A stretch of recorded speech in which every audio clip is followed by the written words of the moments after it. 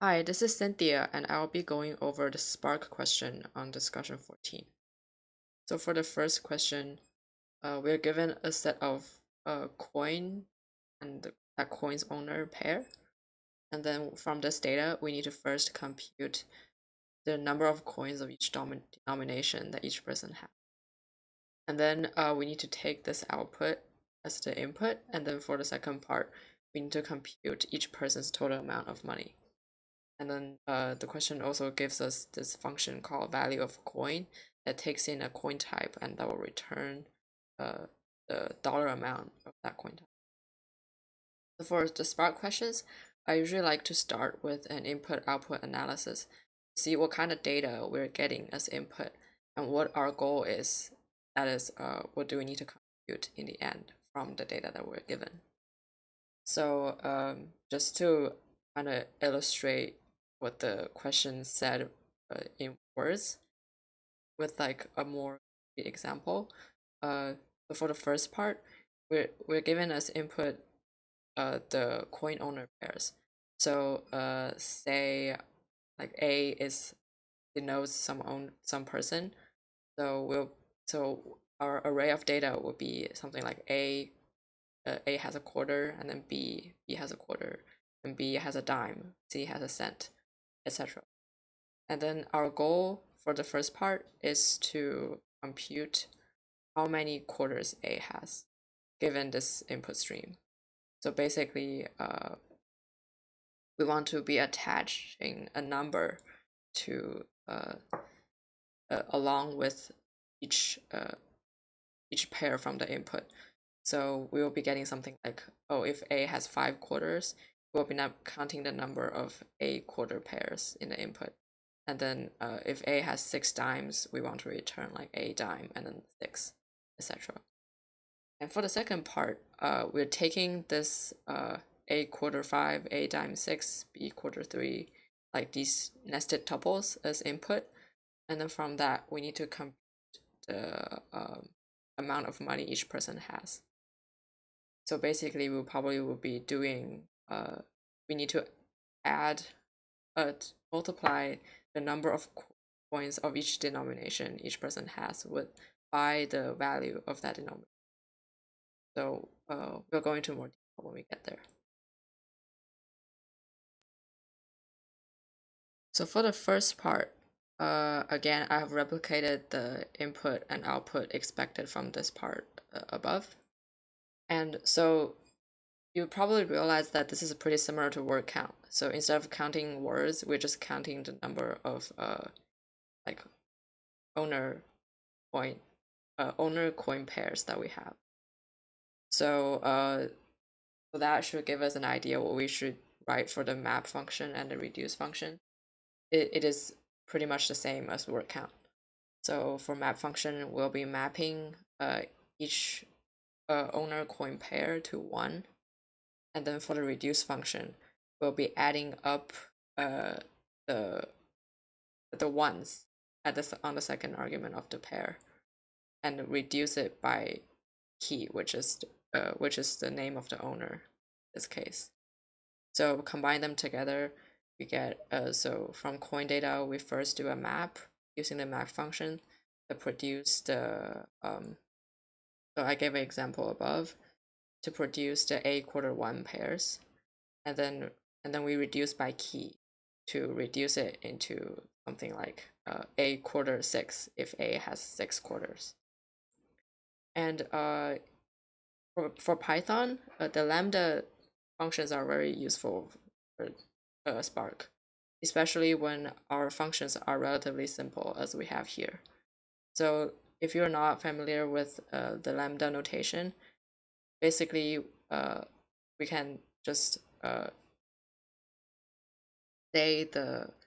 specify the input and output of the lambda function with one line. So the argument before the colon denotes the input. So here it will be a tuple, and since in the solution I think we just said like kv, that's not very explicit, and I've given the input names more illuminating names here. So we'll be taking in an input, and the first one will be the person, and the second argument of that tuple will be the coin type. And then the output, we want to output person coin as the first element of the tuple, and then 1 as the second element of the tuple. So the lambda function down there is essentially the same as the map function that I defined in the middle. It is just a shorthand notation to save you the trouble of writing all this def, some function name, and then return. Like we can just accomplish all that in one line, which is pretty nice. And then for the second part, we're taking the output from part 1, namely the number of each coin type that each person has. So we will have like A equal to 5, A times 6, B equal to 3, etc. And we want to compute the total amount of money each person has from this input. And also remember the value of coin function that's given to us. So mainly there are 2 things we want to do here. First, we want to turn one tuple like A equal to 5 into something like A mapped to the amount of the partial amount of money that A has from only quarters. And we want to do that for all tuples in the input. So we can do that with a map. And again, we'll be using the lambda notation here because it is just such a nice shorthand way to do things. So here we'll be taking each kind of A quarter 5 tuple as input. So I denote the first person coin pair as the person coin type element in the input of the lambda function. And then the second, the number 5, for example, as the count for that person coin type pair. So that will be the input to the lambda function. And we essentially want to extract the person from the first tuple in the nested tuple, right? So we want that the first element is the person itself.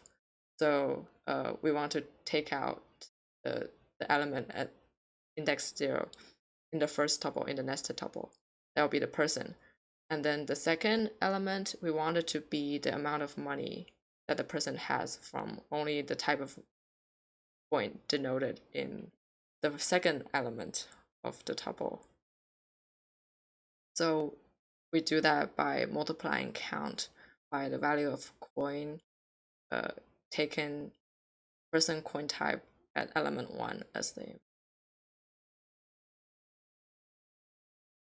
And for the second part of 5.1, we'll be using the output we got from the first part, namely all the A quarter 5, A dime 6, quarter 3, etc. As an example, like this kind of mapping from the type of coin a person has to the number of that type of coin. Like these kind of nested tuples as input. And then we want to compute the total amount of money this person has from this data. And then also remember we have the value of coin function that's given to us. So mainly there are 2 things we want to do here. The first, we want to turn each nested tuple, that is, for example, like A quarter 5. We want to turn this into something like A and the amount of money A has just from quarters. And we want to do that for all the tuples in the input. And we can accomplish this with a map. So again, using lambda notation, we'll be taking in a tuple, well, actually a nested tuple, but a nested tuple is still a tuple. So we'll be giving in into the lambda function some tuple, and I've also changed the name so that it's more explicit. So the first element of this nested tuple will be the tuple of like A quarter, and then count will be the number of this kind of person coin type tuple that exists in the data. So we take this in as input, and then we want to map each of these nested tuples to something like the name of the person to the partial sum that comes from this particular type of coin. So we can do that by multiplying count with and using the value of coin function, and we give the coin type that we have in the first element of this nested tuple as input to value of coin, and that should, so for quarter it should return 0.25, and then we multiply that by count, which is 5 here, so that should give us 1.25 as desired, and the first element of this tuple that's returned will be A, and that's basically what we want for the map step.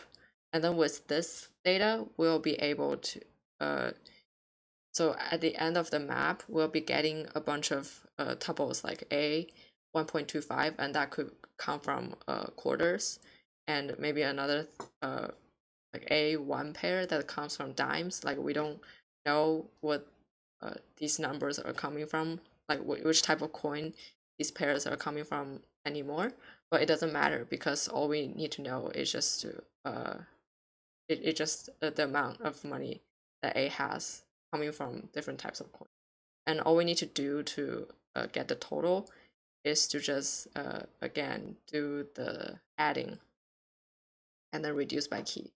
So this will turn, so say A has 1.25 from quarters and $1 from dimes, and we just want to reduce by key to get A 2.25, and that's the total amount of money A has.